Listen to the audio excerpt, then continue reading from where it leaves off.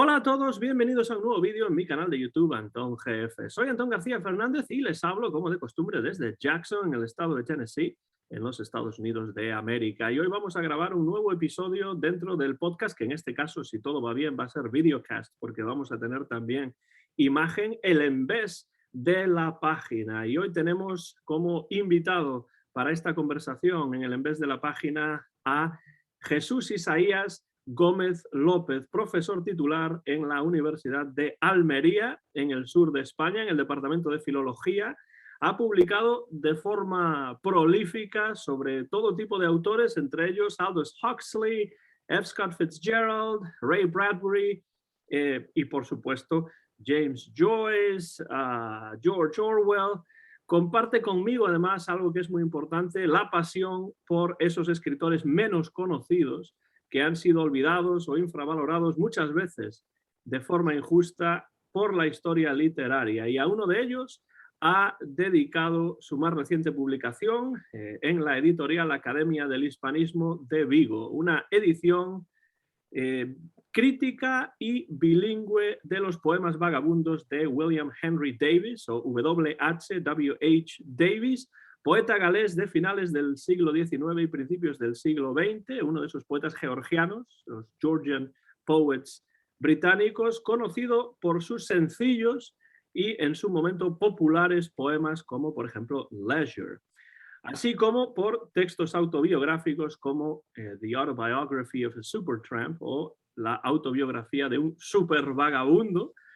Davies fue un hombre con una vida muy singular y más que interesante, que se autodenominó el supervagabundo y que ahora Jesús Isaías acerca a los lectores hispanohablantes gracias a esta edición crítica de la que vamos a hablar, entre muchas otras cosas, en el programa de hoy. Jesús Isaías, que está en estos momentos en la hermosa ciudad de Granada, se une a nosotros a través de Zoom. Bienvenido, Jesús Isaías, y muchas gracias por estar aquí en el envés de la página.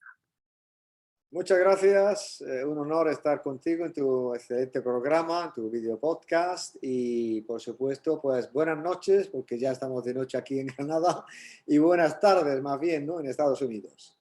Pues sí, aquí estamos todavía por la tarde, mientras estamos grabando en esta conexión directa y Jesús, yo quiero hacerte como primera pregunta, pues algo que siempre me suele interesar de los diferentes invitados que han pasado por este programa, y es cuáles son esos primeros recuerdos relacionados con la literatura que tú tienes en tu vida, algunas lecturas infantiles y juveniles, y cómo a partir de ahí pues decidiste dedicarte, en este caso, a la docencia universitaria. Pues fíjate, una pregunta muy interesante que no me la han hecho nunca. Curiosamente, yo era muy aficionado de niño, a los tebeos. En español, un tebeo es un tebeo. En inglés sería cartoon o algo parecido, ¿no? Fanzines también, que le tomamos esa palabra del inglés, pero nosotros utilizábamos siempre la palabra tebeo, el cómic, ¿no? El tebeo. Y empecé pues porque unos amigos míos, tenía 5 años, 6 años, pues sus padres todos los fines de semana les compraban a ellos tebeos para que leyeran, eran niños, éramos más o menos de la misma edad, y entonces para no dejarme a mí, que era vecino de ellos y que jugaba con ellos, pues compartiendo solo los tebeos de ellos, una vez el padre me preguntó, ¿a ti qué tebeo te gustaría que te trajera yo los domingos?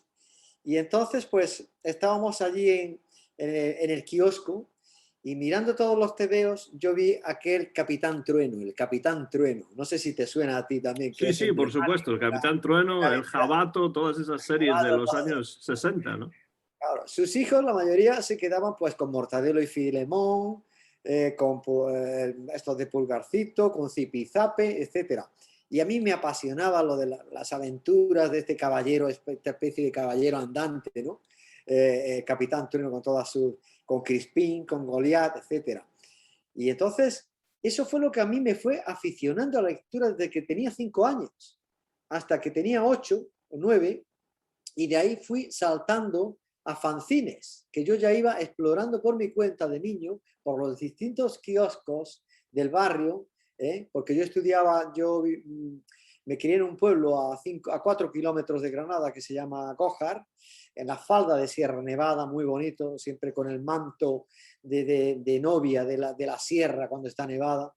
Y claro, estudié la EGB, la primaria, el final, el segundo tramo, en un colegio que se llamaba Gallego Burín, en el Zaidín, que es un barrio al lado del centro histórico de Granada, y allí había muchísimos kioscos. Para mí eso era un mundo, porque claro, en España no teníamos tantas bibliotecas entonces, pues como en Estados Unidos o en otros países.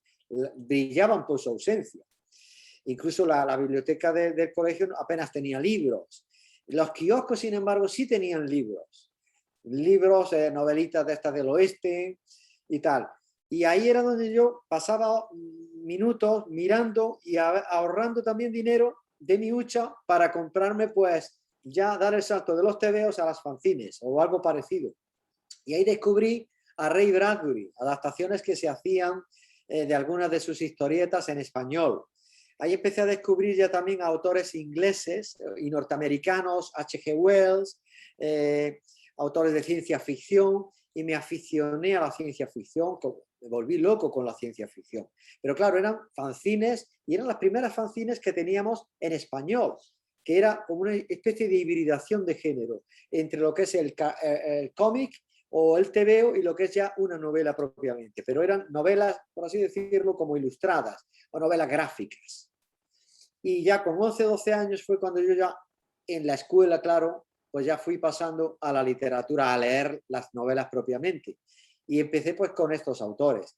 Autores españoles, lógicamente, los que eran obligatorios en el curso que fuese, pero yo iba también indagando por mi cuenta. Y yo ya sabía quién era Ray Bradbury, sabía quién era Aldous Huxley con 12 o 13 años. E incluso George Orwell después con 14 o 15 años. Y claro, estos autores me abrieron un mundo de posibilidades infinitas. La verdad es que luego de ahí fui dando, digamos, con otros autores también como James Joyce, que lo conocí o entré en contacto con su obra en la universidad, porque a mí ya me apasionaba la filología. Estuve pensando durante mucho tiempo qué hago. Filología hispánica, filología inglesa, las dos me gustaban, no podía elegir las dos, no había un doble, digamos, un doble grado como hay hoy en día, por fortuna. Entonces, finalmente me decanté por la filología inglesa, también pues porque pensé que iba a tener más posibilidades laborales, pensando también en eso en un futuro, ¿no? Pero me gustaban las dos, tanto la filología hispánica como la inglesa. Y la ventaja de la filología inglesa, y acerté al escogerla, fue que nuestra titulación seguíamos estudiando los 3 primeros años de comunes mucha literatura española, entonces no la estaba dejando de lado, e hispanoamericana, teníamos que leer mucho. Y en cuarto y en quinto era cuando únicamente estudiábamos ya toda la literatura norteamericana y británica, australiana, pero sobre todo era norteamericana o británica y británica. Entonces teníamos 2 años intensivos donde sí pude rememorar aquel periodo de infancia donde descubrí a Ray Bradbury, a George Orwell, a Philip K. Dick incluso, y otros autores de ciencia ficción no tan conocidos norteamericanos. Curiosamente algunos de ellos que no son ni siquiera, a mí me gustaría tal vez rescatarlos en un futuro, pero que no son conocidos, como Edward Mitchell y algunos que ya mencionaré probablemente después, y que curiosamente habían sido traducidos al español, y después eso me ha sorprendido muy gratamente, ¿no? Que algunos de ellos no forman parte ni siquiera de las guías docentes de universidades prestigiosas, han sido como ignorados.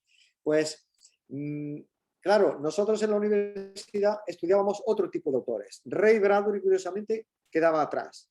Aldous Huxley no lo vimos tampoco. Y George Orwell por encima. Pero sí se estudiaba mucho a Joyce y se estudiaba mucho el círculo de Bloomsbury en la Universidad de Granada, donde yo estudié. Y en literatura norteamericana, pues Scott Fitzgerald y algunos más, pues lógicamente Walt Whitman en poesía, etc. Digamos que los más canónicos. Entonces yo seguía explorando y preguntándome por qué otros autores distópicos, muy importantes, autores de ideas como Huxley, como Orwell, como Bradbury, no entraban en los sílabos, en lo que es la guía docentes. Y claro, tenía que estudiarlo yo ya un poco por mi cuenta. Ahí fue donde, digamos, de todos los autores de la carrera, en los 2 últimos años de la titulación en filología inglesa, pues el que más me llamó la atención de los que teníamos era James Joyce, porque me pareció que lo que hacía con el lenguaje, el poder de la palabra, el uso del lenguaje, era algo pues tan innovador, algo tan vanguardista y tan fuerte.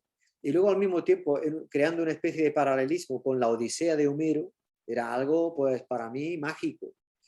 Al principio, la primera vez que leí Ulises, no me enteraba prácticamente de nada, hasta que cogí una edición en español, curiosamente, que salió después con los años, que era en la editorial Cátedra y la tradujo pues alguien que probablemente conozcas y a quien creo que deberías invitar a tu programa, que yo no soy quien para decirte a quién tienes que invitar, pero que hoy día es mi maestro, estuvo en mi tesis doctoral, en mi plaza de titularidad, me guió muchísimo en la literatura, digamos, a nivel de literatura universal, y me enseñó muchísimo sobre James Joyce y sobre literatura en lengua inglesa. Y es el maestro, hoy día jubilado, don Francisco García Tortosa, catedrático, uno de los primeros catedráticos, professors, sería en inglés, que ha habido en la historia de la filología inglesa en España, y que fue catedrático de filología inglesa en la Universidad de Sevilla durante muchísimos años, durante décadas. Hoy día jubilado, y es seguramente, no seguramente, estoy en la certeza absoluta de que es quien más sabe y quien mejor nos puede dar una visión sobre la vida y la obra de Joyce en el orbe hispano. El mayor especialista. Además, de hecho, hizo una edición crítica de Ulises, de Joyce, singular, única. El mejor estudio que se ha hecho en español sobre Joyce es el suyo en la editorial Cátedra. Y la mejor traducción, una traducción inconmensurable, que sigue todos los patrones, incluso los patrones fonéticos, que intencionadamente los crea Joyce, porque es un maestro del lenguaje, como nadie, pues él los traslada en su traducción al español. Porque Joyce lo que realiza también en su novela, juega con el lenguaje, y lo que realiza también, y muchos lectores no lo saben, ni siquiera lectores pues nativos, quiero decir, no lo advierten, es que crea una especie de estudio también de historia de la evolución de la historia de la lengua inglesa, desde los orígenes hasta el final. Y ahí es donde nos lleva a cómo el lenguaje va cambiando constantemente y cómo la misma lengua ya no es la misma que fue en la Edad Media o en los orígenes que la que es ahora. No ya estamos hablando solo de las variantes dialectales, sino manteniendo un mismo código. A lo mejor un código hermenéutico de un proceso lingüístico, pues de la lengua inglesa en Irlanda, por ejemplo. ¿Cómo va evolucionando? Lo mismo que la historia de la humanidad, y lo mismo también que la Odisea de Homero. Es una evolución del individuo. Entonces eso me resultó tan apasionante, y leer la introducción suya fue lo que me hizo comprender realmente y amar mucho más a Joyce y a Ulises. Pero luego, curiosamente, claro, la vida va dando muchas vueltas. Fui rescatando, yo hice mi tesis doctoral sobre Ulises de Joyce y sobre toda la obra de Joyce. Es decir, mi tesis doctoral versaba sobre las adaptaciones fílmicas de la obra de Joyce. Cómo Joyce había sido traducido en el cine. Fue una tesis apasionante, me llevó casi 5 años, la disfruté muchísimo y claro, ver cómo se traslada el guión al cine y cómo ese guión ha estado pues operando sobre el texto original, pues sobre Portrait of the Artist as a Young Man, el retrato del artista adolescente, sobre A Painful Case, una de las short stories de los relatos cortos de Dubliners, o cómo se traslada también, cómo se traduce, por eso es otro tipo de traducción también, de metatraducción, ¿no? Cómo se traduce Ulises a Ulises, la primera traducción o traslación de Ulises, de la novela en inglés, a el cine, que la realizó un director norteamericano llamado Joseph Strick en el año 1967, de origen rumano. Hizo una adaptación formidable Luego ya, claro, después surgió otra, digamos, adaptación de la novela de Joyce ya en el año 2001, que la hicieron en Irlanda, muy buena, esa fue en color, pero no tiene nada que ver, es distinta, ¿no? Es otro tipo de enfoque hermenéutico del original. Yo creo que la primera, que era en blanco y negro, para mí es casi una obra maestra del cine. Y sin embargo, no es conocida, apenas se habla de eso. Entonces me dio a mí la oportunidad de rescatar y de sacar algo que nadie estaba haciendo, ni siquiera en el orbe anglosajón, ni siquiera en Estados Unidos, apenas había estudios sobre las adaptaciones cinematográficas de la producción literaria de James Joyce. Lo cual, por una parte, fue problemático porque no tenía yo documentación, muy poca documentación. Tuve que ir al British Film Institute a encontrar guiones, al American Film Institute, viajé a Estados Unidos, pero encontré muy poco porque no había ensayos, no había trabajos, no había nadie que hubiese hecho algo parecido o algo similar y que yo pudiera, pues claro, reinterpretar y de alguna forma, pues también documentarme, ¿no?, en ese tipo de estudio. Por una parte eso es arriesgado, porque cuando tú tienes un enfoque o un trabajo científico y no encuentras bibliografía o encuentras muy poco, vas prácticamente solo. Pero el maestro Francisco García Tortosa me alentó y me dijo, pues mejor todavía, porque vas a ser tú un pionero en ese sentido. Y claro, tuve que documentarme mucho por mi cuenta de semiótica, de lo que es la cuestión de semiología y del estudio de lo que es el traslado de la obra literaria al cine. Y ahí fue donde yo aprendí también algo muy interesante. Y es que al texto, cuando vemos una película, en realidad tenemos dos patrones. No tenemos dos textos. Tenemos el texto, imagen, que es lo que todo el mundo ve, pero detrás está el texto escrito, el filme escrito, que ese es el guión. Y claro, me di cuenta y tomé conciencia de lo importante que es también ver los guiones o leer los guiones. Entonces me aficioné a coleccionar guiones de cine, desde la historia, desde los orígenes del cine en blanco y negro, incluso desde los primeros talkies, norteamericanos, de Jazz Singer, el primer talkie de la Al historia Johnson. del cine. Exactamente, pues tengo el guión. Y además gratuito, porque es que el American Film Institute te los ha estado dando hasta ahora gratis, te los puedes descargar gratis, que eso es una labor inconmensurable, muy valiosa, y hay que, pues eso, elogiar y darle las gracias al American Film Institute por esa labor. Y yo creo, yo a mis alumnos se lo digo, cuando veáis una película basada en un texto literario, si podéis bajaros también, descargar el guión y leeros el guión y comparar el guión con la obra literaria, porque vais a tener ya un enfoque mucho mejor también de lo que vais a ver después al final. Sí, y luego ya de ahí di el salto a los autores distópicos, porque yo he sido una persona que siempre he pensado que quedarte solamente con un autor, teniendo una literatura tan rica como es la literatura en lengua inglesa, o la española, por ejemplo, en lengua española también muy vasta, pero en el caso de la literatura en lengua inglesa, y tú estás de acuerdo conmigo seguro, es una pena. Yo he visto, por ejemplo, el maestro García Tortosa. Este hombre ha dedicado su vida, su piel, su alma, con mucha pasión, a James Joyce, sobre todo. Y yo estoy seguro que podría haber hablado y haber también dedicado mucho y haber hecho grandes trabajos y proyectos con otros autores, pero se dedicó a eso. A mí me parece eso algo genial. Pero yo no he podido contenerme, es decir, a mí me ha costado trabajo quedarme solo con James Joyce.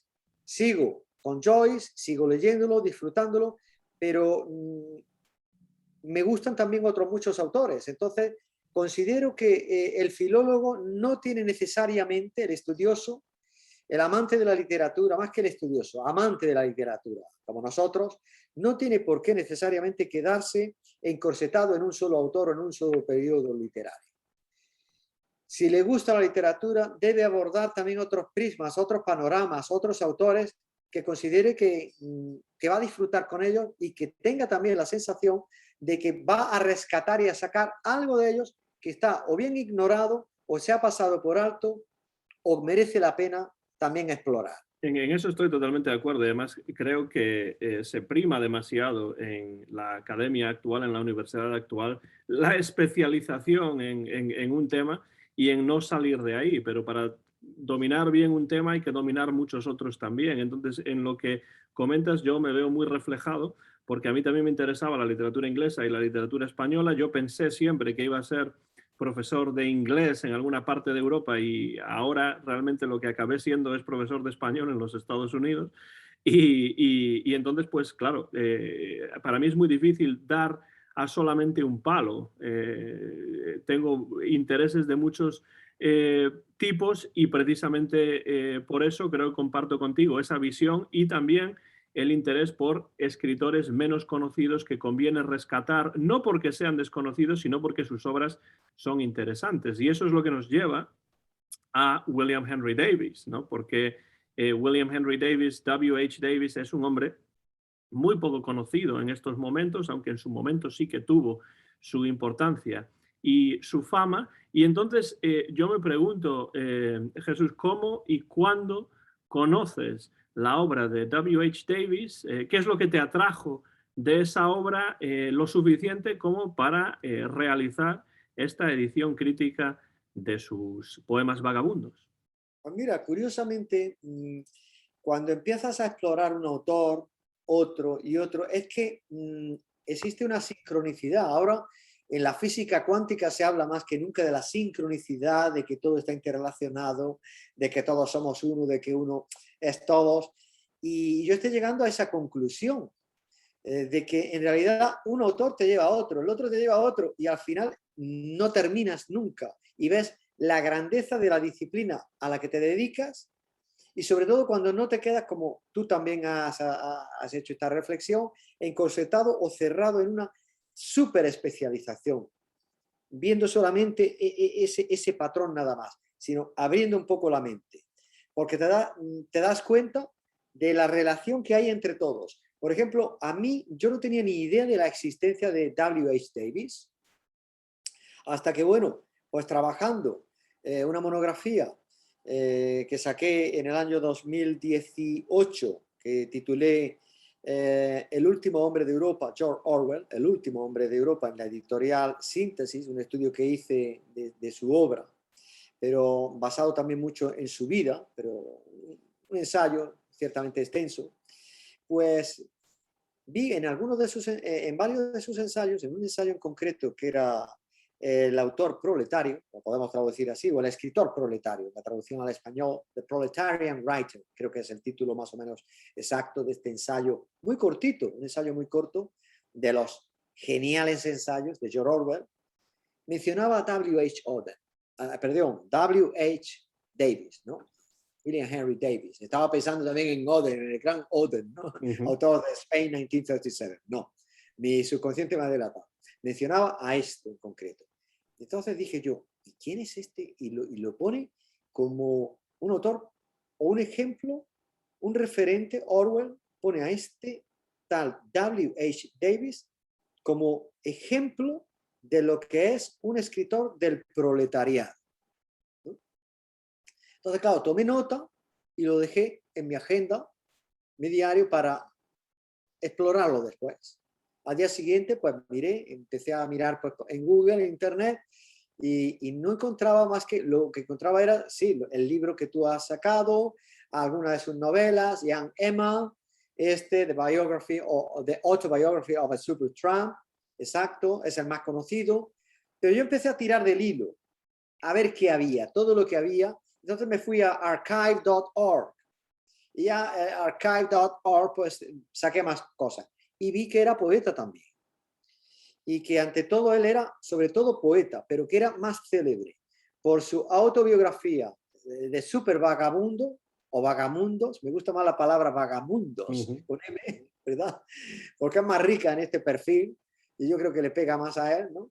Y claro, cuando vi su poesía también, me quedé en la dicotomía de decir, a este individuo tengo que sacarlo y rescatarlo en español como sea. Esto no se puede pasar por alto porque, claro, su obra autobiográfica sí vi que se había hecho ya una traducción al español, en una editorial, ahora no recuerdo, y luego Joven Emma estaba a punto de salir también, Young Emma, pero me dio pena que su poesía, que era por lo que él había luchado en realidad, y él se sentía sobre todo poeta, pues no había salido absolutamente nada, no se mencionaba absolutamente nada. Entonces yo dije, aquí hay que hacer también un acto de justicia poética. Justicia poética me pareció un personaje variopinto, gracioso, picaresco, muy parecido a la picaresca un poco española del Buscón de Quevedo, de esta gente, ¿no? Del siglo XVIII y todo esto, el Lazarillo. Y luego un personaje además muy entrañable, un personaje muy humano, un ser gracioso y humano, un humanista a su manera, hecho a sí mismo, forjado a sí mismo. Leí, pues lógicamente, The Autobiography of a Supertramp, fue lo primero que hice, leérmela, me encantó. Y luego ya empecé a investigar, claro, y me leí también sus otras obras de ficción, que también tiene muy interesantes, y Young Emma también. Y ya entonces me dije, digo, ya a partir de aquí tengo que buscar todo lo que haya de bibliografía, de documentación científica, que hay poquísimo y tú lo sabes, Muy que poco. brilla por su ausencia, no hay nada prácticamente. Hay solamente, bueno, podemos darle las gracias a una biógrafa suya, que yo la cito aquí también, que es la que realiza, hay dos, digamos, biógrafos suyos que son los que citan de alguna manera o hacen un recorrido por su biografía, y coinciden en que él, en el fondo, W.H. Davis es muy reservado y deja pocas pistas sobre su vida más personal, sobre los aspectos realmente personales suyos, confunde a todo el mundo, como si él quisiera eludirlos o evitarlos de alguna manera.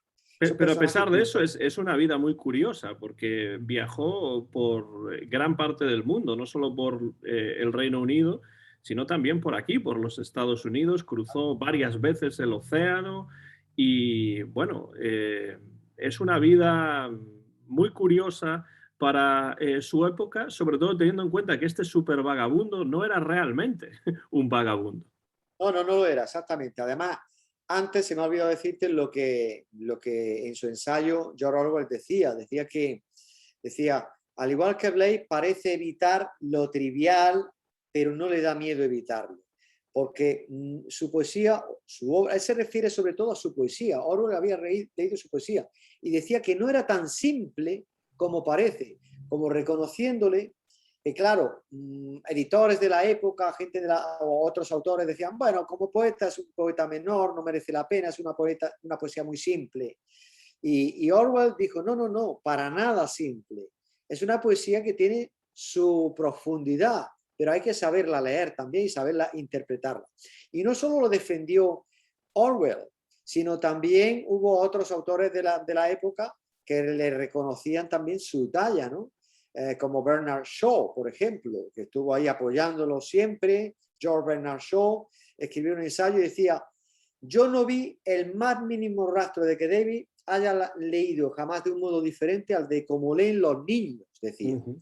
Y el resultado de que él lee como leen los niños es, por tanto, de una total liberación de lo que es la trivialidad literaria.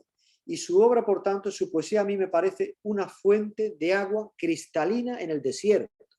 Eso dijo George Bernard Shaw de la poesía de W.H. Davis. Pero claro, en su época, W.H. Davis no formaba parte de ningún grupo intelectual. Ya sabes tú, no en su época, en nuestros círculos hoy día también, si no formas parte de determinados grupos intelectuales o vamos a decir literarios, pues es muy difícil que te des a conocer o que te publiquen bien, ¿no? Y a él le pasaba eso, que él ignoraba los grupos literarios, pasaba olímpicamente de todo eso. En el círculo de Bloomsbury, pues no lo conocían, ni a él le interesaba. A él lo que hacía era disfrutar con su poesía y disfrutar con lo que escribía. Y yo creo que ese es el fin último y el primer objetivo que debe tener siempre un poeta o un escritor. No buscar el protagonismo ni el reconocimiento, sino buscar disfrutar con lo que hace. Y aquí tenemos un ejemplo como pocos. Es curioso lo que comentas de lo que Bernard Shaw dice sobre W. H. Davis, porque es cierto que si uno lee la poesía de W. H. Davis, que tengo yo aquí en un volumen de poesía completa, que tiene prácticamente todo lo que escribió a lo largo de su vida, publicado por la Wesleyan University Press, ya hace bastantes décadas, eh, nos damos cuenta de que poemas como Leisure, por ejemplo, son poemas en apariencia sencillos porque realmente la forma es sencilla. Prácticamente parece como poesía infantil, como poesía de esa de la que se mofaba Lewis Carroll en Alicia en el País de las Maravillas, ¿no? Esa poesía didáctica, tan típica de la época victoriana, pero claro, cuando hablamos de W. H. Davis estamos entrando ya en lo que se llama la época de los Georgian Poets o poetas georgianos, no por el país Georgia o por el estado estadounidense de Georgia, sino por el rey Jorge inglés. Y yo creo que lo interesante de la poesía de, no sé si estás de acuerdo con esto, pero para mí lo interesante de la poesía de Davis es, por una parte, cómo esa simplicidad es solamente aparente, porque si uno rasca sobre la superficie, por debajo va a encontrar mucha más profundidad, pero también como yo creo que la poesía de W. H. Davis de alguna manera refleja parte de su experiencia vital. Sí, sí, totalmente, totalmente de acuerdo. Y de hecho, por ejemplo, uno de sus poemarios es donde él se revela, tiene una especie de revelación epifánica también, se puede decir, y es The Soul's Destroyer. ¿Mm? Y yo he ido rescatando, digamos, porque claro, la poesía, la producción poética de W. H. Davis es tremenda. Fue muy prolífico, escribió mucha poesía. Y si, claro, traducir toda su poesía es una tarea titánica, aparte de que no hay editorial alguna que te la vaya a publicar entonces, porque por desgracia, en nuestra cultura actual hoy día se lee muy poca poesía y no tenemos más que ver, por ejemplo, en las universidades, en los programas de estudio, apenas se estudia poesía, cada vez se lee menos poesía, salvo Shakespeare, Dylan Thomas y poco más, la poesía está cayendo muchísimo. Los Los estudiantes, poetas de la generación Beat aquí en los Estados Unidos, quizá. algo así, pero poco más, pero poetas canónicos, grandes poetas, y saber también interpretar un poema, saber hacer un análisis, una exégesis, ¿no? de una lectura de un poema, pues eso se está perdiendo y es una pena. Pues yo, en uno de sus poemarios, claro, lo que he ido haciendo es, digamos, un recorrido cronológico desde sus inicios poéticos, primeros poemarios, hasta el último, recogiendo aquellos que creo que pueden, o que dicen, bueno, todos no puedo, lógicamente, porque la editorial me ha dicho que de todo lo que he traducido tengo que meter la tijera y cortar y dejarlo en tantas páginas. Porque si no, no claro, hay que entender que las editoriales no pueden marcar pérdidas. Las editoriales tienen que tener ingresos, pero si no, desaparecen, lógicamente. Entonces, claro, agradeces a una editorial que se echa adelante y que diga, sí, pues lo voy a hacer, pero también al mismo tiempo tienes que reconocer que tienes que cortar, ¿eh? Y dejar muchos poemas fuera. Y ese es un trabajo también muy importante y muy duro para el traductor y para el estudioso, porque hay muchos poemas que te hubiera gustado introducir, pero que sabes que por cuestión de espacio va a ser imposible. Y piensas, bueno, pues probablemente más adelante saco otra edición, ¿no? De su poesía, que no lo descarto. Y si no, pues dejas también esta edición, ¿verdad? Pues como punto de partida para que otros también investigadores, otros amantes de la poesía, pues puedan también seguir adelante y sacar nuevos poemas y una nueva traducción con nuevas opciones. Que siempre es una forma de abrir caminos, ¿no? Pues en todos los poemarios yo iba sacando aquellos que consideraban, definían mejor el espíritu de W. H. Davis. Y aquellos que también a mí personalmente, pues también yo tenía la impresión de que tenían pues mejor interpretación o probablemente también una calidad literaria mayor, que en realidad todos tienen su calidad, pero claro, indudablemente hay unos que te parecen mucho mejores y dices, este es que no lo puedo dejar fuera, sería un crimen. Y así es como yo tuve que hacer pues esa recopilación y exprimir al máximo y decir, pues lo voy a dejar en tantos poemas para que salga una edición digna, para conocer los procesos líricos de este poeta y dentro de lo que cabe también tuve la suerte de caer en la idea que estuve a punto de olvidar algo muy importante, que era, digo, ya que es un poeta que ha sido más que vagabundo, vagamundos, con M, pues no puedo dejar fuera ninguno de estos poemas donde él utiliza el término tramp o beggar o vagabond. Es decir, que son sinónimos, pero no son sinónimos. Cada uno tiene su matiz semántico. Y en español pasa igual. El tramp, el vagamundos, el vagabundo, el mendigo son cosas distintas. Y entonces recogí todos aquellos en los que realiza pues, un estudio o ensalza los atributos del mendigo, los atributos del vagabundo, los atributos o las características del vagabundo. Todos esos, o la filosofía del vagabundo, por ejemplo, todos esos los rescaté, los cogí y los dejé en esta edición, que es lo que también digo al final, ¿no?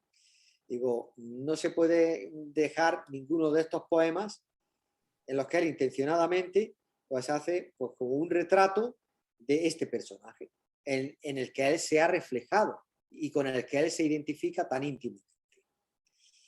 Claro, pues podríamos leer algunos de estos poemas si quieres, si te parece, pero también me parece, no sé, oportuno hacerte, de alguna manera, decirte también que era un poeta que defendía a ultranza los derechos de los animales. Y eso es algo que no se ve en la gente de su época. Defiende, pero a ultranza, por ejemplo, fíjate lo que él viene a plantear, algo que no había planteado nadie.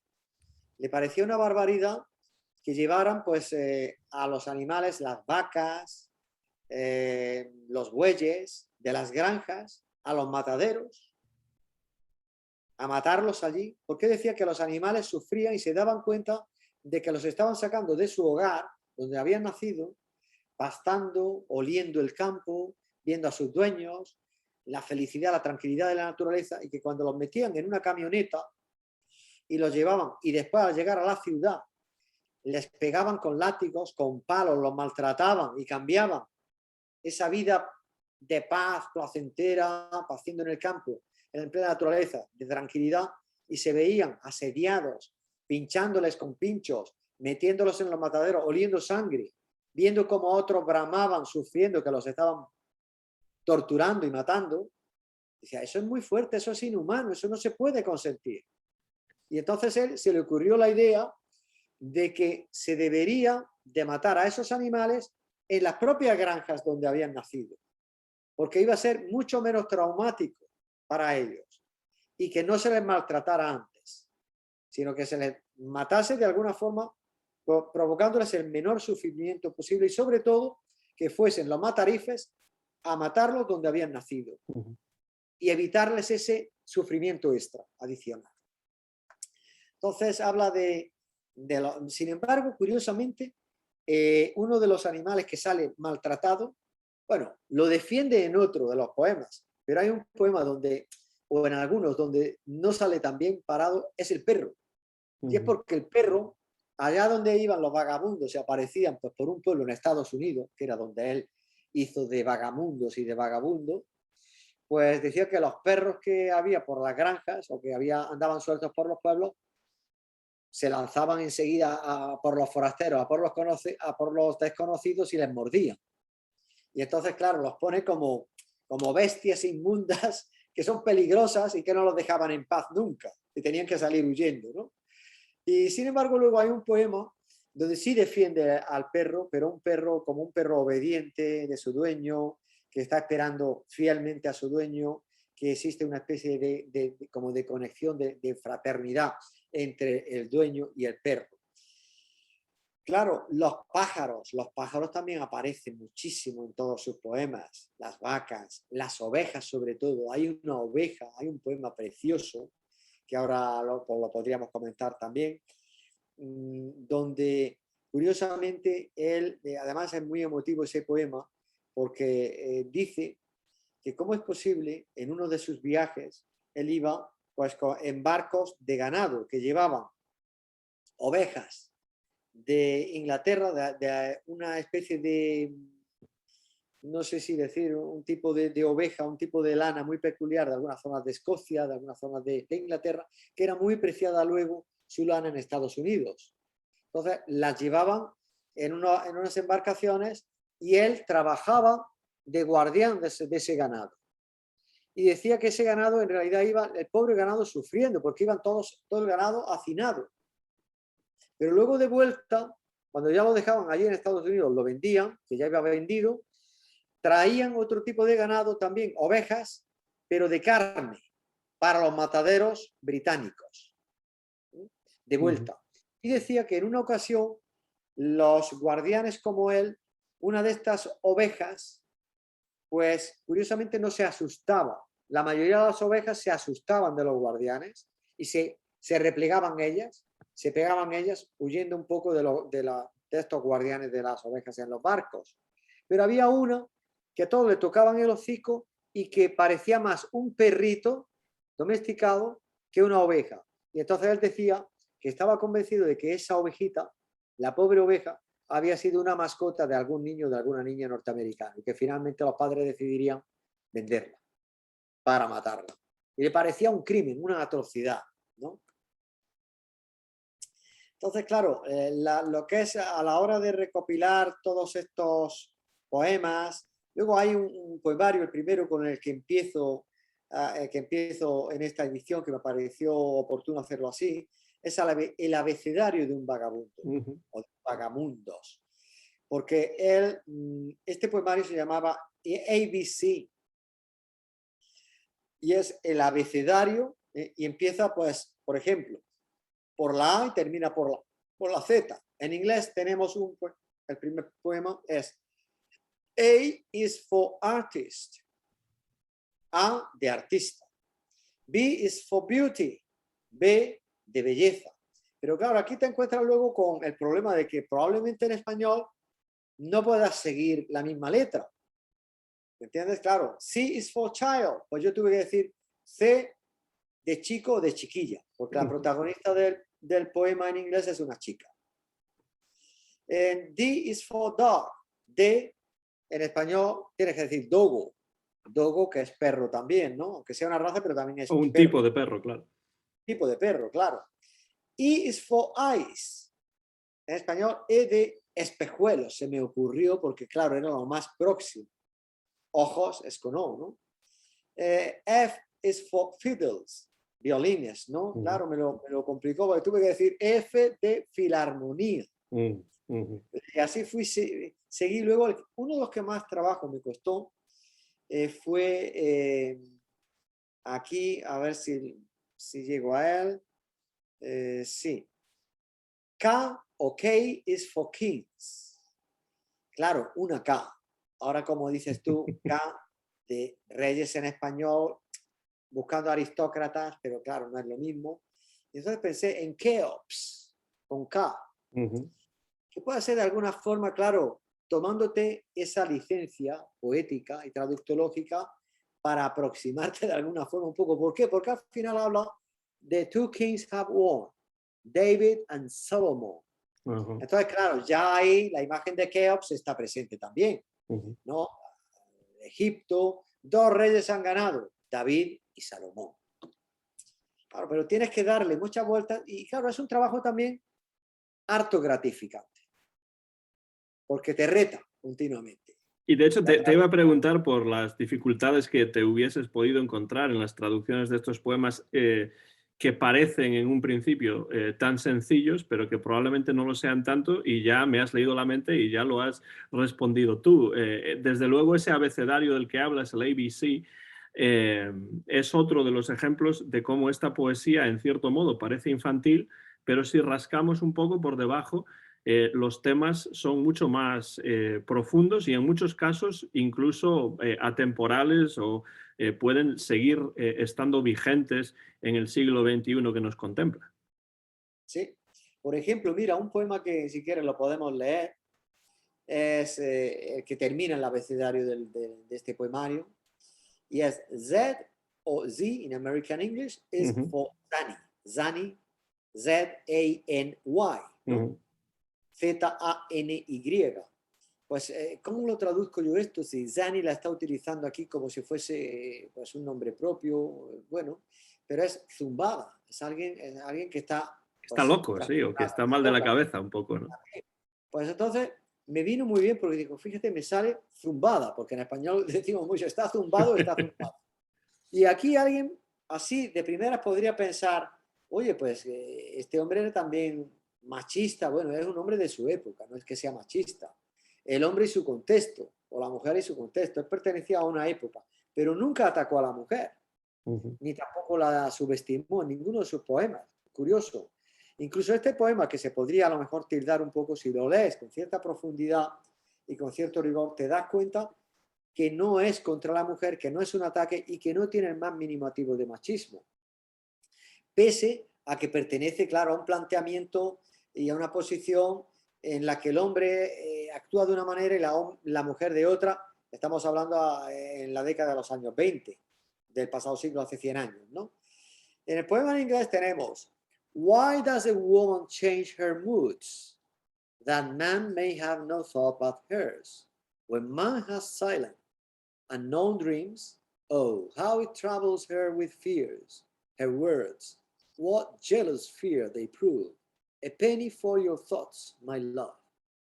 When I think she laughs and talks, that I shall know a woman's there. She stops my hand when it would write. I took her for my staff, but swear, by every devil and every god, this woman's love is now my rod. Yo lo traduje así. ¿Por qué la mujer cambia de humor? Cuando ella es el único pensamiento del hombre. Cuando el hombre tiene sueños callados e incógnitos. Oh, cómo se mortifica de recelos. Cuánto miedo celoso hay en sus palabras. ¿En qué estás pensando, cariño? Se ríe y casca cuando pienso que sabré que hay allí una mujer. Detiene mi mano cuando escribo. La tomé para ser mi bastón, pero juro por todos los demonios y dioses, mi vara ahora es el amor de esta mujer. Le da la vuelta a la cuestión.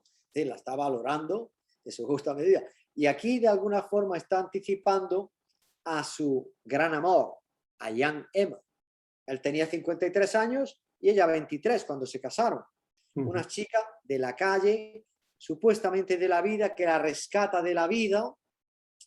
Probablemente, no sabemos, pero parece ser que sí, que era una chica pues humilde, muy pobre, que se tuvo que dedicar, por desgracia, a la prostitución, y que él la saca de ahí y se casa con ella. Y son felices los dos, pero él también decía que entre sus mayores defectos estaba que era muy celosa y que no tenía motivos. Decía, yo estoy cojo, me falta una pierna, soy viejo, la quiero mucho. ¿Cómo puede tener celos de mí?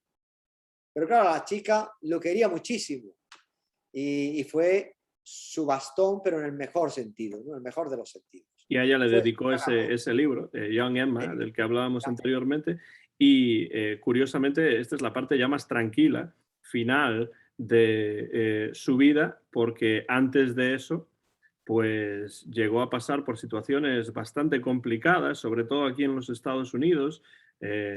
Y ya que mencionabas lo de la pierna, pues hay que decir que un tren, cayéndose de un tren, pues el tren le tronzó la pierna y tuvo que amputarse la pierna y acabó su vida con una pierna de palo. Es decir, entrar en la biografía de W.H. Davis yo creo que es casi como un pozo sin fondo, porque hay muchísimo ahí.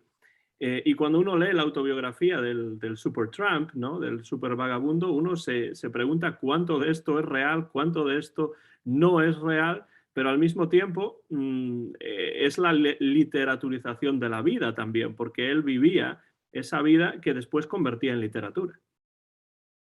Es que además eso le ocurrió, eso que dice al final, digamos ya, el último sueño que tuvo, el último hervor de alguna forma, cuando ya no quería él volver a Estados Unidos y al Canadá como un Trump, como un vagabundo, o sea, explorar y al mismo tiempo, bueno, si gano dinero, me lo gasto enseguida, disfruto, veo mundo, veo pueblos, sobre todo le gustaba mucho la naturaleza, ¿no?, de los Estados Unidos, los pueblos, no las ciudades muy grandes, que también las visitaba y también entraba en ellas, sino la vida plácida y tranquila de los Estados Unidos más rurales. Se montaba en un tren, como también has dicho tú antes, y sin pagar, como la mayoría de los vagamundos, y decía, oye, pues allí hay un campanario muy bonito de aquel pueblo, nos vamos, me voy a bajar aquí.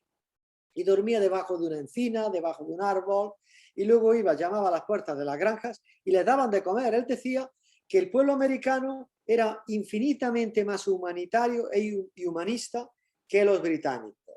Decía que ser vagabundo en Inglaterra no era lo mismo que ser vagabundo en Estados Unidos. Decía, en Estados Unidos tú llamas a una puerta y te llenan un cesto de comida y de bebida, te dan leche, te dan comida, incluso te dan hospedaje si hace falta y te puedes quedar a dormir un día o dos. En las cárceles norteamericanas, los vagabundos los llevan a la cárcel en invierno para que no pasen frío, no se mueran de frío. Es decir, aprovechábamos esa generosidad porque nos daban de comer y éramos los únicos presos que teníamos derecho a tabaco todas las noches. Y de hecho así es como pasaba gran parte de las Pasaba, noches en el invierno en lugares como Michigan, donde claro, hace un frío impresionante en el invierno, claro. claro. Y él decía, y en Inglaterra, sin embargo, tú eres un vagabundo y te machacan a palos, te echan los perros, te pegan palizas, nadie te da nada de comer.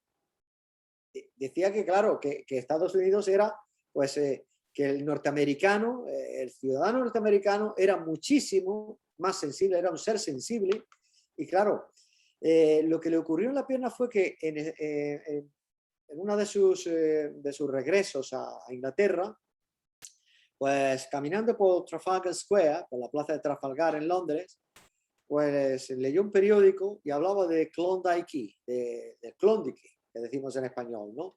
La región del Yukon en el Canadá, El oro. habían descubierto minas de oro y estaban yéndose muchos británicos, jóvenes, viejos, todos para allá a hacer fortuna. Y entonces dijo, bueno, pues la poca herencia que he cogido de mi abuela, porque él prácticamente era huérfano, la abuela le dejó una herencia digna a sus hermanos y a él, pues voy a arriesgarla, me voy a pagar un viaje para allá, no voy a ir esta vez pues guardando ganado, sino con mi dinero, en primera categoría, voy a llegar allí a Estados Unidos, de Estados Unidos voy a saltar a Canadá y de Canadá ya, pues sí me iré otra vez como Trump y el dinero en el bolsillo pues para el tiempo que tenga que estar viviendo en el Yukon, que la vida va a ser muy dura, y sacar en la mayor cantidad posible de oro. ¿Qué ocurrió? Pues lo que tú has anticipado, ¿no? Que saltando de un tren a otro, al bajar de un tren con otro compañero, se pilló un pie y prácticamente se lo dejó colgando y se lo tuvieron que extirpar. Un pie no, fue por debajo de la rodilla, parte de la pierna, parte de la pierna. Entonces, claro, él era un personaje singular que tuvo esa tragedia en su vida, pero que supo resarcirse y supo salir adelante después y tuvo la suerte también de dar con una mujer, una chica, en este caso muy joven, que podía haber sido su hija, que además congeniaba con él muy bien, ¿no? Congenió con él muy bien y hicieron una pareja y un tándem muy oportuno, porque digamos que de alguna forma también le ayudó. La presencia y la figura de Emma, que no sabemos tampoco si era el nombre real de ella, porque luego en la partida de la boda, en el registro, tiene otro nombre.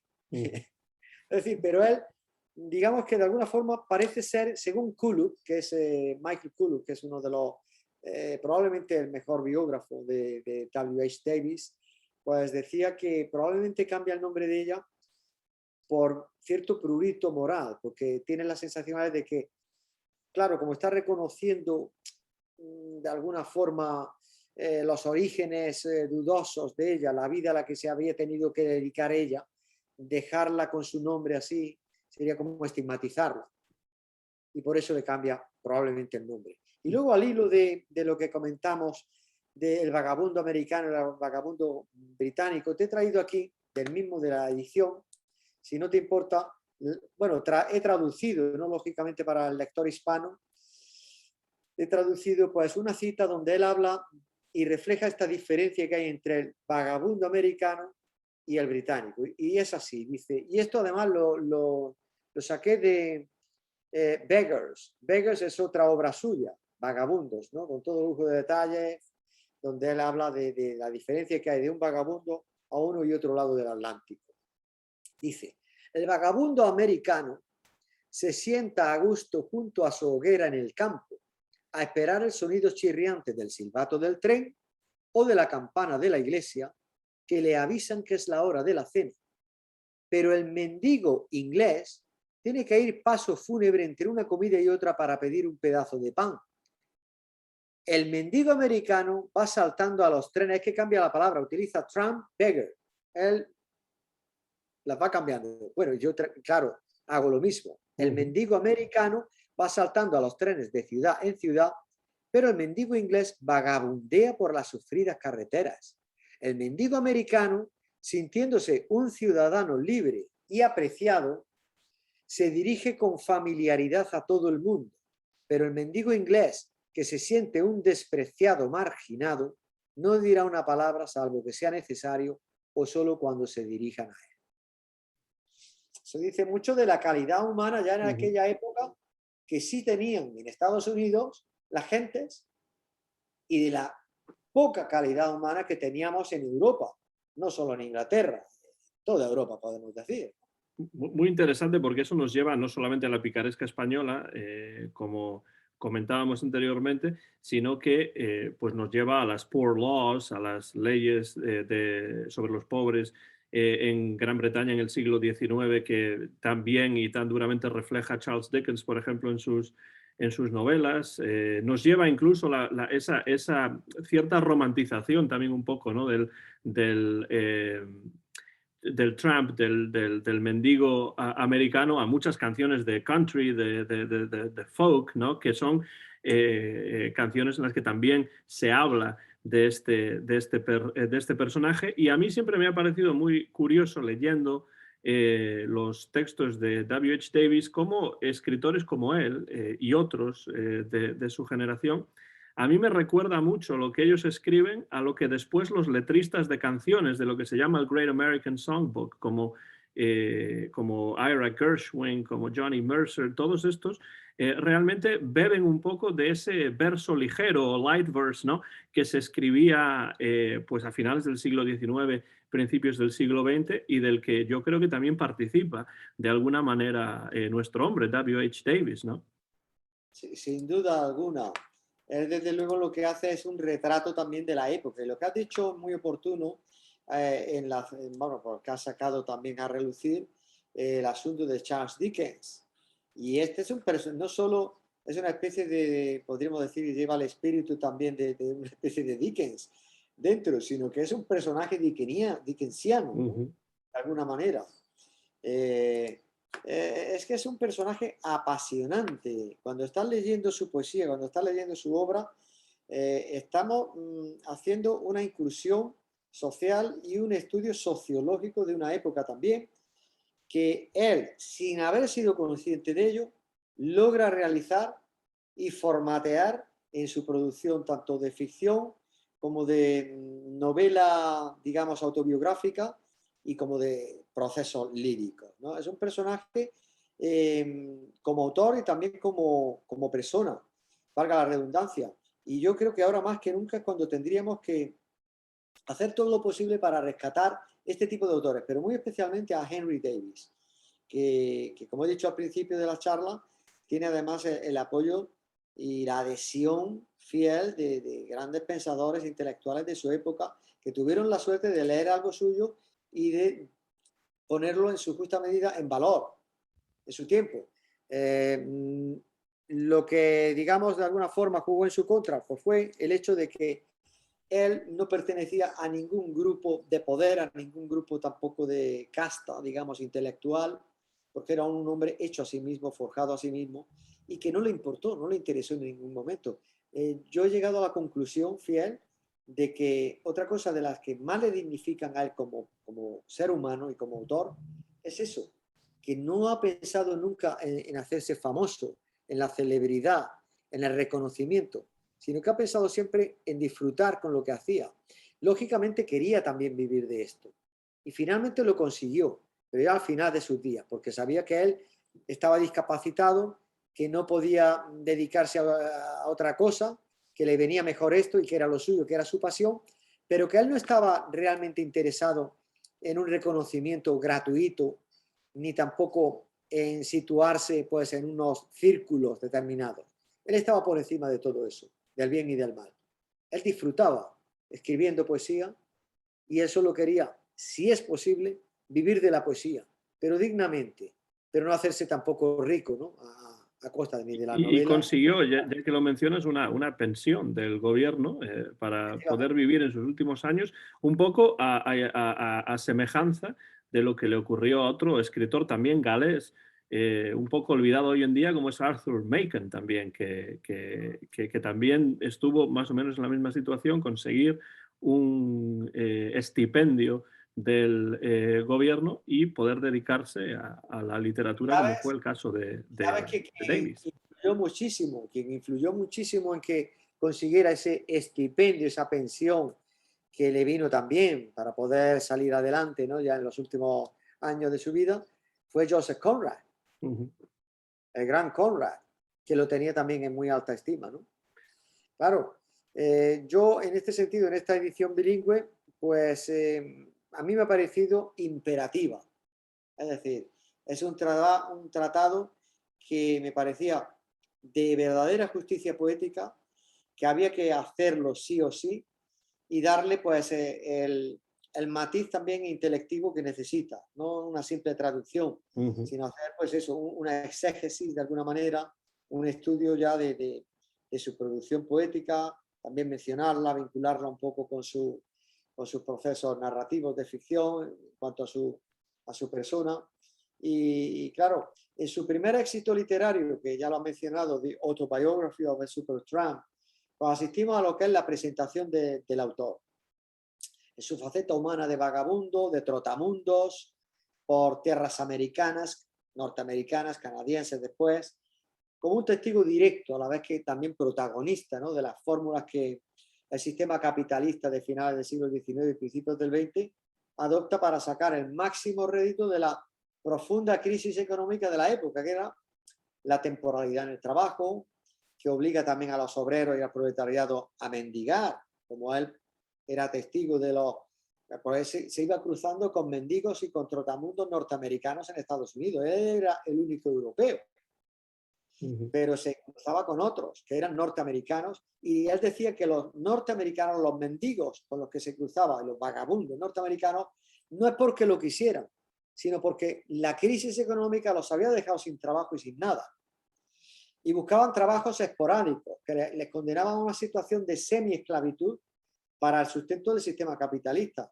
Habla en algunos de sus poemas también como lo duro que era la recolección de los arándanos y de las moras en Estados Unidos, que había muchas serpientes pequeñitas y decía que eran tremendamente venenosas y que él había visto cómo la mordedura de una de estas serpientes a estos vagabundos como él, cogiendo moras para sacarse algo de dinero, los había matado. Habían muerto porque no les daba tiempo de llevarlos al médico. Morían fulminantemente. Decía, hay unas serpientes muy pequeñitas que te muerden y que están en todos esos arbustos y he visto muchos morir por mordeduras. Y él se había arriesgado incluso también cogiendo pues moras, berries, ¿no? Moras, arándanos en los Estados Unidos.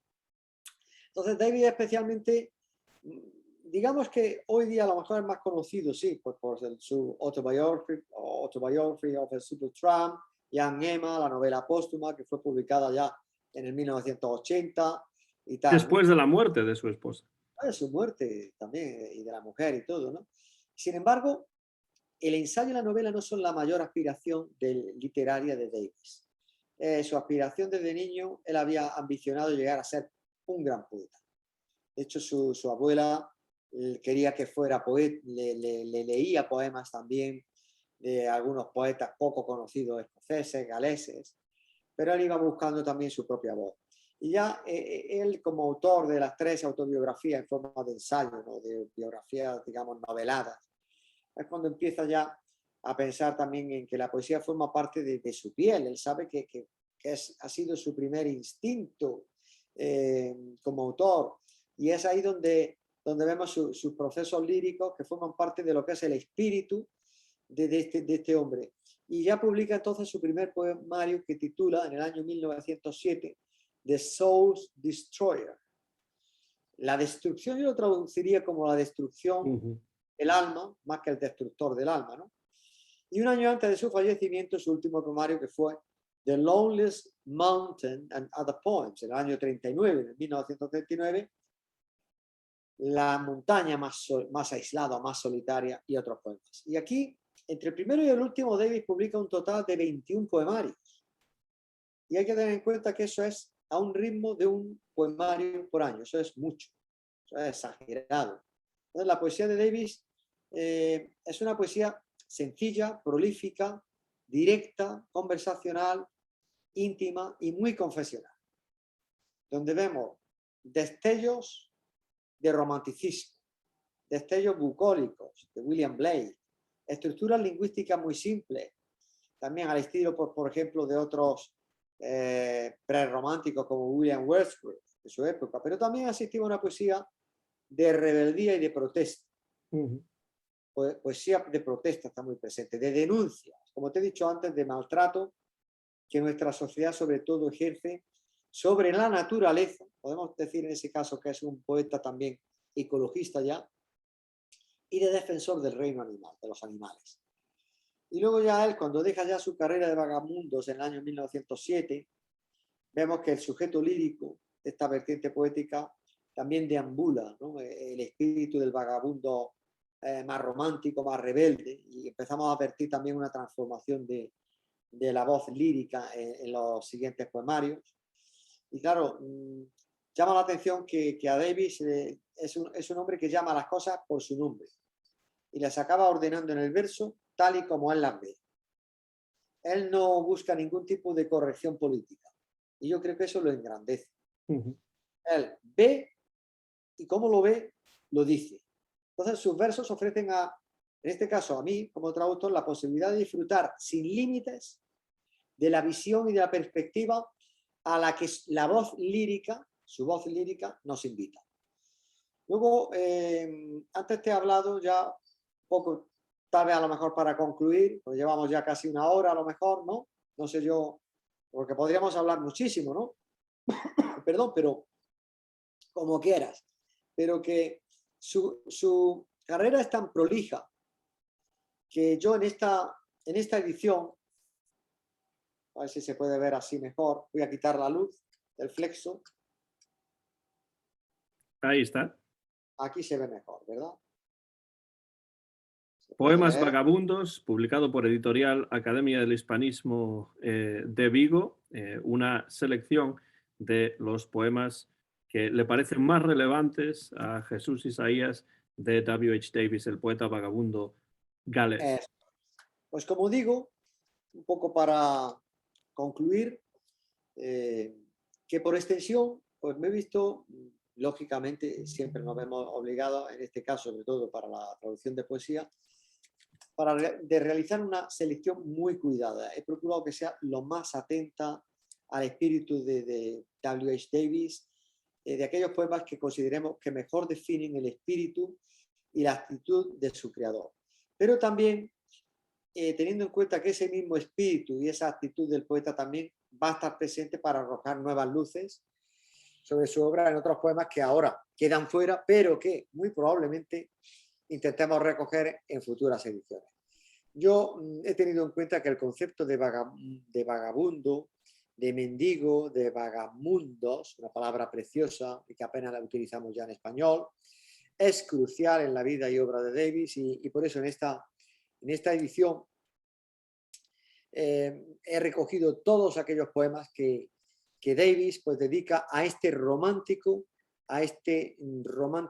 y rebelde sujeto, que es a su vez quien mejor lo representa a él en sus más variopintas facetas. Poemas como por ejemplo El mendigo filósofo, La suerte del mendigo, El vagabundo, La vida de un vagabundo, El alegre vagabundo y Noctámbulos errantes. Estos poemas no podían faltar en la edición porque, claro, captan la esencia del hombre que hay detrás, del poeta. Y luego he intentado también seguir en esta edición pues el orden cronológico de la publicación, perdón, de los poemas en los distintos poemarios recogidos en la quinta edición de The Collected Poems, que creo que es la que tú tienes, of W.H. Davis. Pero Sí, a que excepción es la que aquí enseño.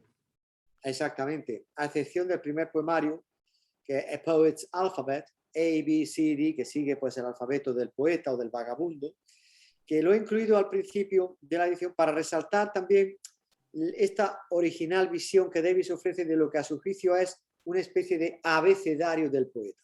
Si quieres, vamos, yo pienso que esta edición y esta traducción al español viene a cubrir un importante vacío literario y abrir también nuevos escenarios de investigación sobre W.H. Davis y sobre su particular proceso lírico, que es con un lenguaje romántico, rebelde, vagabundo, sencillo, pero sobre todo inocente, y evocando a Juan Ramón Jiménez, desnudo de oropeles. Si te parece, podemos leer un poema. No sé si... A mí me parece una buena idea para terminar. Quiero darte las gracias por esta selección de poemas, por esta edición crítica y bilingüe que has publicado, porque acerca a los lectores hispanohablantes que no conocen a W.H. Davis, a su figura y a su poesía y a su historia tan interesante, uno de esos Georgian poets que en general no son muy conocidos, ya no solamente W.H. Davis, sino sus compañeros contemporáneos, muchos de ellos están olvidados dentro de la historia literaria inglesa. Me gustaría, antes de terminar con un poema, Jesús, que nos dijese si estás trabajando en algo en particular ahora que pudieses compartir con nosotros, algún otro proyecto de publicación académico, etcétera.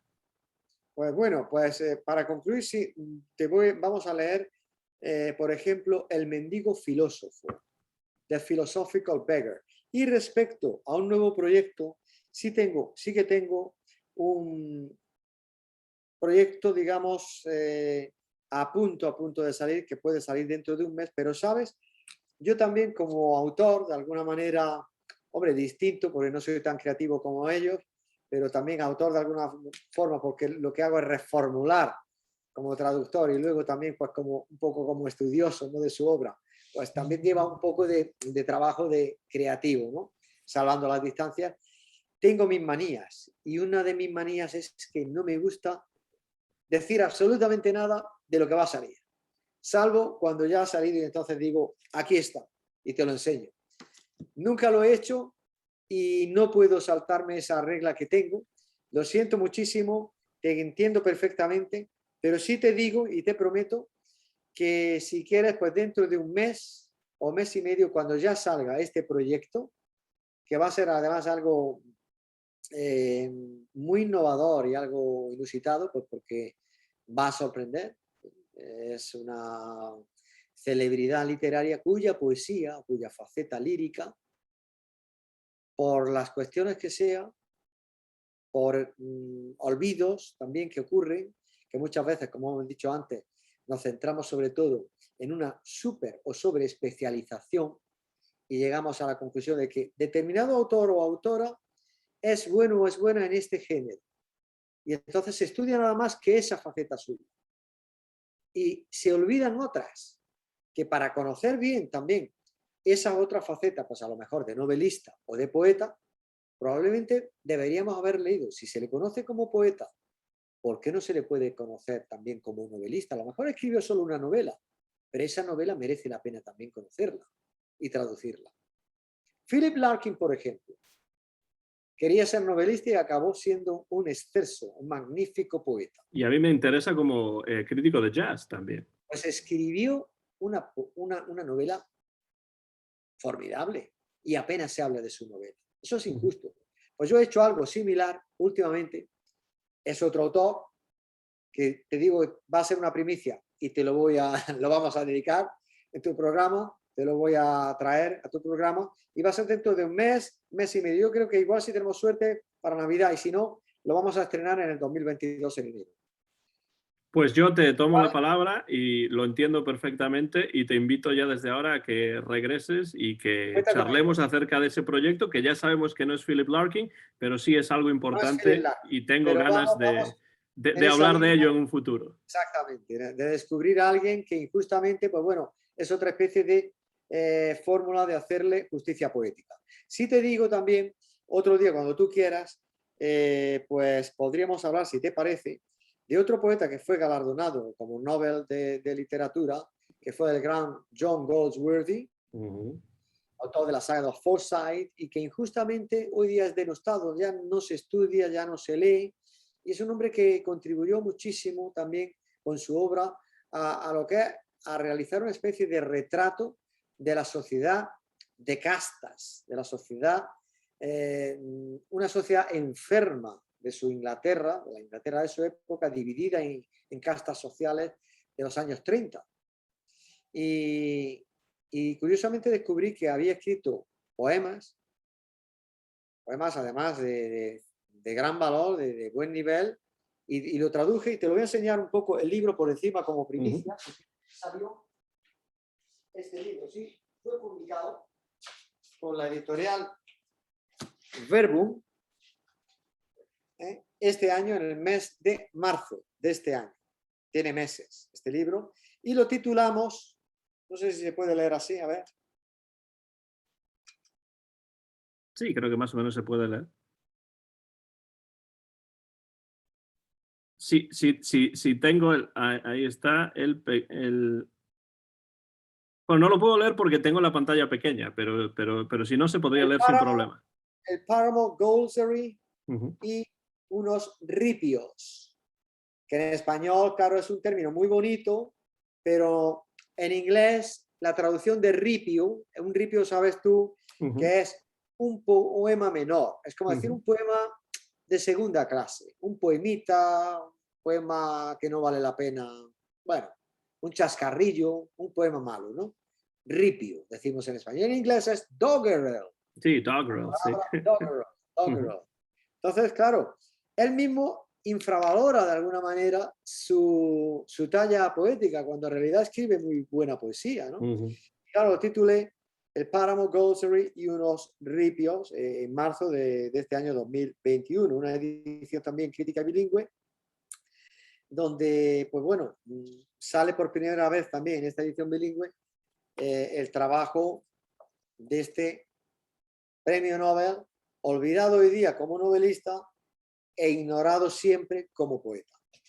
Pues, eso, si algún día tienes tiempo, pues por supuesto, pronto hacemos una nueva cita y hablamos sobre Goldsworthy, que además a mí también me interesa mucho. Y nada, pues ahora para terminar, leamos un nuevo poema de W.H. Davis, el poeta vagabundo, el Supertramp, que por cierto yo lo conocí a través del grupo Supertramp inglés de los años 70, 80, que se llaman Supertramp precisamente por la autobiografía del supervagabundo de W.H. Davis, y ahí es como, yo tampoco soy gran fan del grupo Supertramp, pero siempre me sorprendió el nombre del grupo y me enteré de que había sido a través, o que habían sacado el nombre de la autobiografía de W.H. Davis, a quien yo no conocía, y a partir de ahí fue como entré en su historia, en su literatura, en su poesía, y ahora, pues al conocer tu traducción, pues me alegra que haya más gente que pueda acercarse a la literatura de W.H. Davis. Y para terminar esta conversación, Jesús, leamos un poema más de W.H. Davis. Este poema, curiosamente, es al que él le dedica muchísima más, le presta mucha más atención, un poema largo. Por eso, si te parece, no lo voy a leer en inglés porque es largo. como estamos hablando para nuestro público, para tu público, ¿no? Lengua española, hispano, pues voy a leer mi traducción. Es The Philosophical Beggar, es el título del poema, y la traducción pues es fácil, el mendigo filósofo. Cuando esta mañana en el bosque me adentré a dormir, vi a un anciano mirando el suelo y le dije: aquí, donde el mendigo se comió el mendrugo, vemos 10.000 hormiguitas trabajando, ganándose ahora el pan del invierno. En cuanto a mí, no puedo dejar el trabajo. No tengo paciencia con esos vagos idiotas que desperdician sus días lamentando el tiempo perdido. Mi cerebro en el trabajo siempre estará. Dicen que mucho trabajo, con una pizca de placer mezclado, es la sal de la vida. Como las flores que viven 20 horas a la sombra y 4 al sol son las que se conservan frescas más tiempo y con mayor esperanza de vida. Dicen eso, pero el trabajo me da la felicidad. Ando en asuntos de poca monta, cuando mi mente fracasa en los grandes temas. Como el gato que cuando no puede atrapar al ratón, se contenta con las moscas. Si alguna vez me doy un respiro, entonces la imprevista hambruna se hace con mi mente días enteros, buscando, mas sin poder encontrar, el más mínimo festín. ¿Cómo le remuerde a mi activo corazón ver la vaga mente recuperarse de un día de haraganería, dejando a los pensamientos asomarse y a ni uno solo escaparse? ¡Ay, malditas horas que persiguen el descanso! Cuando el hombre sin ansiar el placer trabaja, pero su mente sigue enrabietada por las negligencias pasadas. Este mundo, este misterio del tiempo, la vida y la muerte, donde cada enigma que explica el hombre uno nuevo se origina, o muchos más, siempre puede así tener la mente humana ocupada. El viejo, que se autoconvence de que el trabajo de la vida solo está a medio hacer, ha de tener una muerte feliz. Incluso cuando sabemos que el mundo y todas sus cosas son vanos, todavía en nuestra mente vive un noble impulso que lucha y corre para alcanzar el estado perfecto. Trabaja, trabaja y tendrás alegría. ¿Qué más da si emprendes una misión totalmente imposible, como la búsqueda del nido de un cuco? La diversión está en el camino, no en el fin. Cuando estoy en la sociedad de este mundo, es cuando me siento como un pajarillo que acudiría a sus pequeños al ver la gente merodear. Veo mis pensamientos como flores marchitas y sé que morirán sin llegar nunca a ser fruto. Cuán sabrosas carnes despilfarré de joven. Pensar en aquellas ricas carnes hace bueno este guiso de huesos que ahora el tiempo me ofrece. Trabaja y trabaja, insisto. Bastante descanso es el sueño, el jornal que la naturaleza a todos nos paga. Y cuando holgazaneando el tiempo pasamos, ella nos acorta el tiempo, y aquellos que menos ganan son los que más reniegan cuando ella se queda la paga completa. Ahora, leñador, haz tu trabajo, que yo haré el mío. Un hombre activo podría partir el corazón de la muerte. Y entonces, con libro y lápiz, se adentró refunfuñando y escribiendo en la espesura del bosque. Ahora, pensé, qué viejo y chiflado idiota es este, que trata de hacer en una hora el trabajo de dos para alejar a los fantasmas de las horas asesinadas que de niño vilmente mató. Se devanará los sesos y entonces desvalijará el mundo la miel pura de su colmena, y en su lugar por comida le pondrá el jarabe barato del aguado halago.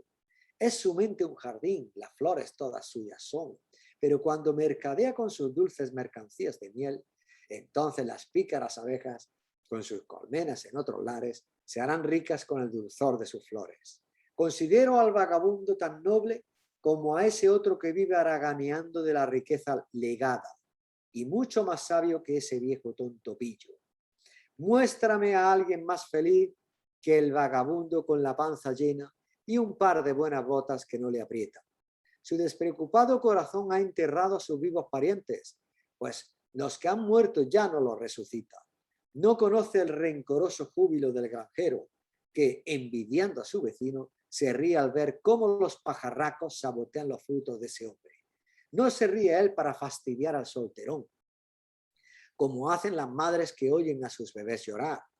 Despreciamos al hombre que trabaja, lo mismo que se burla el hombre de alta mar, de quienes navegan por lagos y riachuelos poco profundos. Pero prosperamos y vivimos mordiéndonos la lengua. Nuestras lenguas pueden ser tan viperinas como las mosquitas que hacen al perezoso buey brincar. Como el loro de un barco quizás podría yo blasfemar, como el mono de un barco por mis trucos, mas he aprendido que para ir tirando a mí me basta una mentira pronunciada con dulzura y la lengua contenida. Pues podemos encontrar la excusa para nuestra salida, como las ratas y ratones perseguidos encuentran oscuros agujeros. ¿Acaso hay sonido más meloso que el buenos días, señor, del vagabundo? Porque en ese sonido pone él la gratitud de todo su corazón para que tú trabajes y sudes y por él así te sacrifiques. Gimotean sus labios, pero cómo se ríe su corazón de vagar libremente. Mientras otros se matan por conservar lo que llaman respeto, que les haría pasar hambre si se volvieran como él.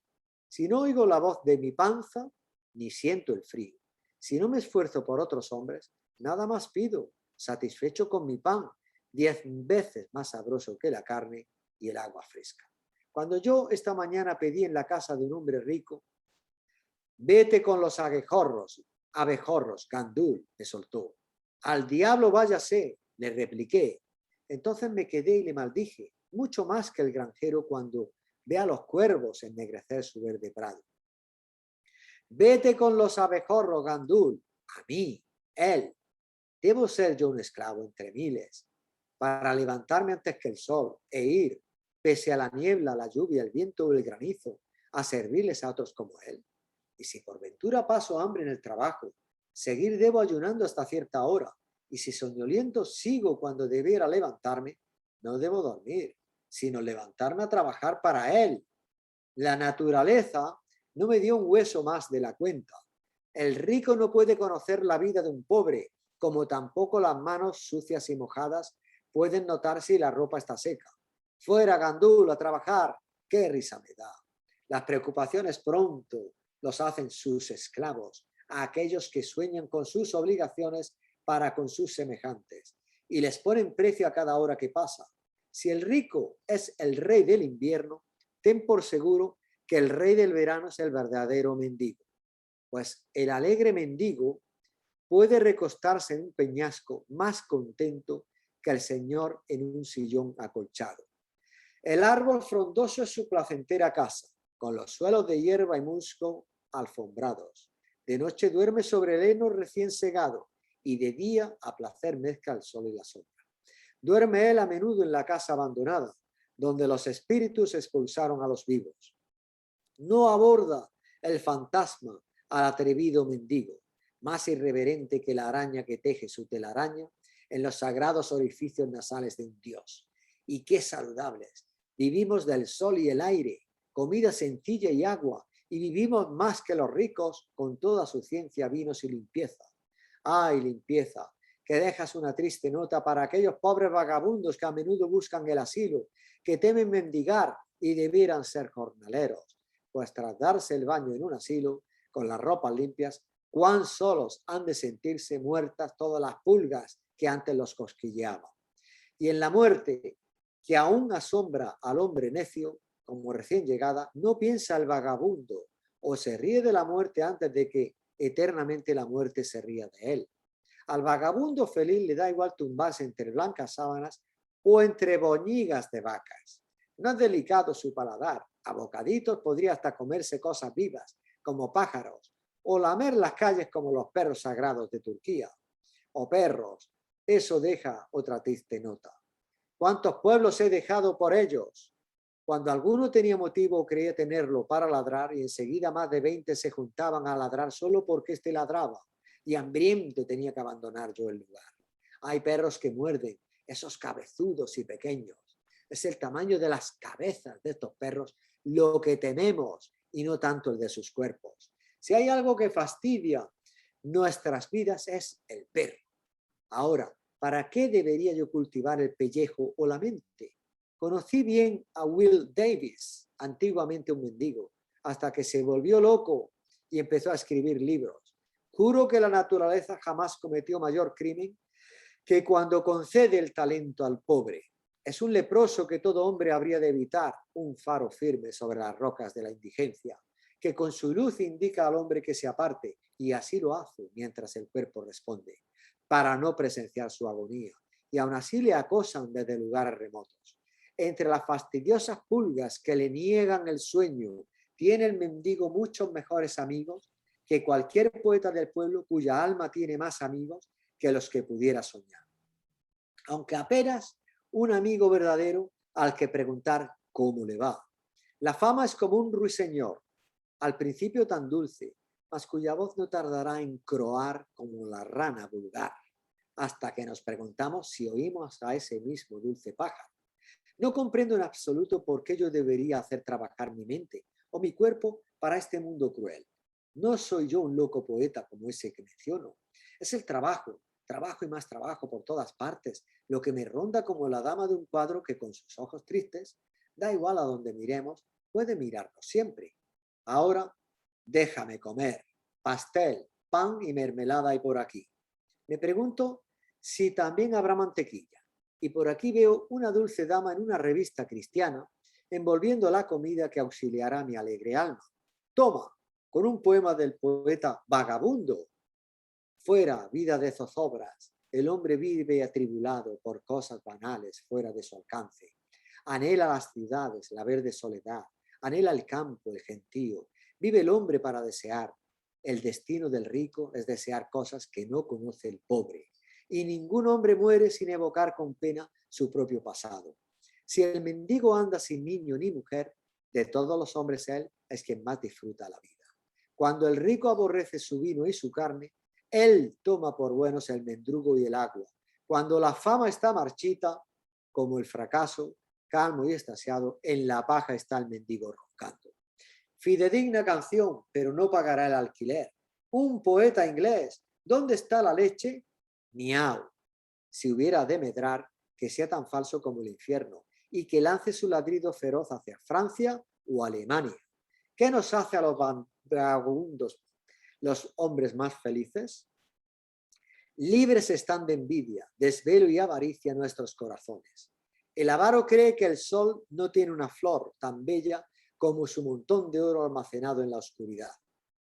Tiembla él si la luna de noche atraviesa su celosía con su gratuita plata. El auténtico vagabundo se ríe de él y no le afecta la avaricia como la rata que oye la comilona cuando éste contempla a un hombre más lujosamente ataviado. Que no, dejemos que la comida sencilla le mantenga la tripa a raya y no envidie las telas ni las tierras de nadie. Una verdadera maravilla del poema de W.H. Davis, William Henry Davis, para terminar nuestra conversación con Jesús Isaías Gómez López.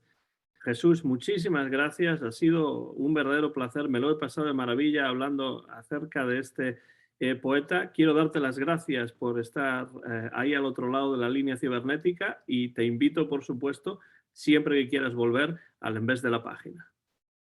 Muchísimas gracias. Ha sido un lujo estar aquí para hablar de este poeta. Será también para mí un auténtico lujo y un placer pues participar en tu inconmensurable, en tu extraordinario canal de YouTube, porque creo que estás haciendo algo muy grande por la literatura y muy grande también por la lengua española.